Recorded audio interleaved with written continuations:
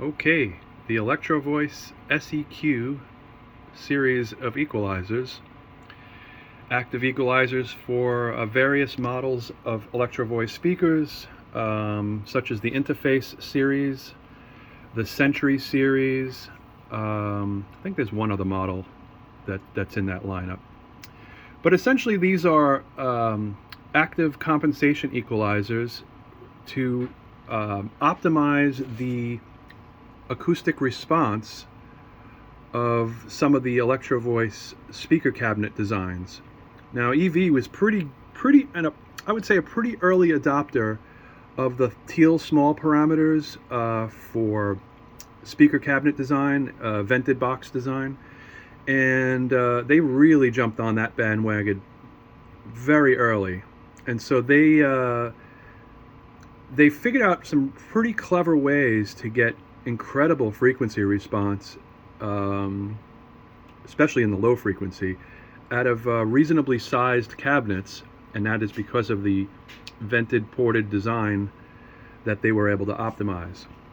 And so a few other companies did this equalizer thing.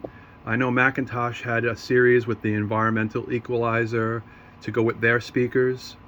I remember, I don't know if it was ADS. There was another company that slips my mind here, but they also did the concept of the active equalizer in conjunction with the speaker design. And I'll just make a note. There are certain models of the EV speakers. For example, I have a pair of Century 500s. Those will work with or without an equalizer, but if you use the equalizer with, let's say, the Century 500, you do have to plug up one of the ports. And I guess I can talk about that a little bit too. But okay, so let's take a look at the specs here a little bit. I just want to give you a quick review here of the frequency response and the distortion response on these, and maybe we'll talk a little bit about these equalizer curves. So I'm going to be using my UPV today, the Rode & Schwartz, and let's take a look. So right now I'm running a harmonic distortion, and I guess we can go to the nicer page here. And you can see it's really low, 102 dB down at 1K, full 20 to 20K response, at least on the receive. So very, very good. I mean, that's excellent distortion figures for something of this age, and they're great. So okay, let me switch to frequency response, because that's the more exciting part, I think. Hold on one second. Okay, I'm back. So let's try to do a frequency response here, and I will go ahead and just do a single, I guess. Okay, and so let's take a look at the peak response here. So peak response approximately is, like I said, about 35. So there's a peak. This is what essentially what they're doing here is there's a peak boost.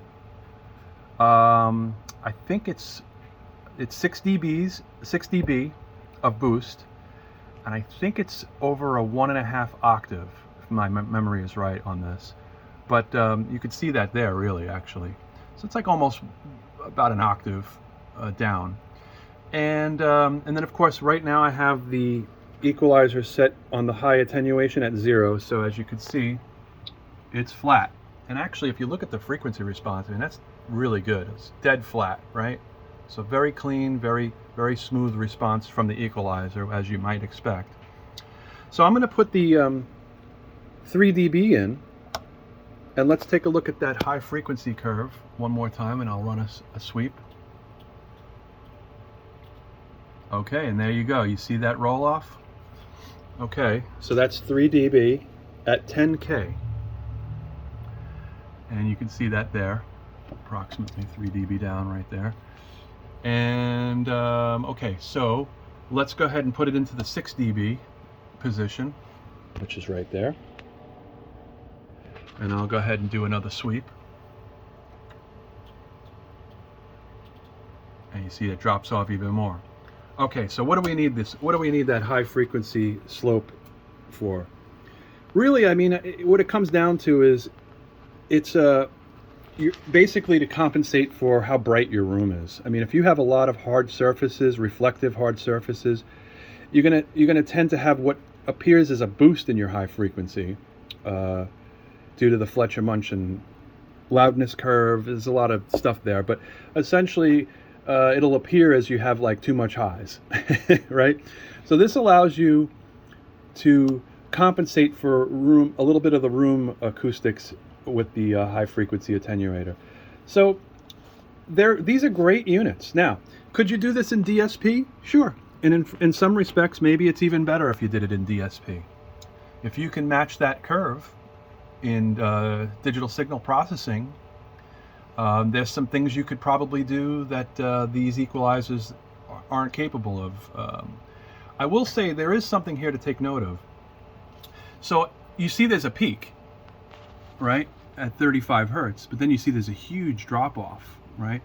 So everything from about 30 hertz down is attenuated. So the idea is you don't want the equalizer amplifying like 20 hertz, right? You don't want that kind of. First of all, you got to remember these come from the period of people playing vinyl, okay?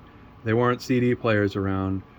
So you had to keep in mind you would have had low frequency feedback from your turntable. And if your speakers were close to your turntable and you had this thing turned on, you had your bass turned up, you'd get some unnecessary low frequency feedback pretty much almost outside the audible range that you would be, that your music is in. So it's a high pass filter that they put at the low part of the frequency.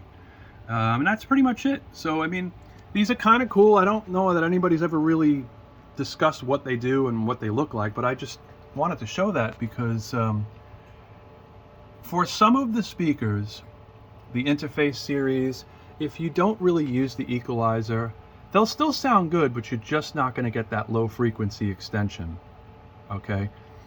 And yeah, I mean, you could kind of do this with a graphic equalizer if you didn't, but it will never be as smooth.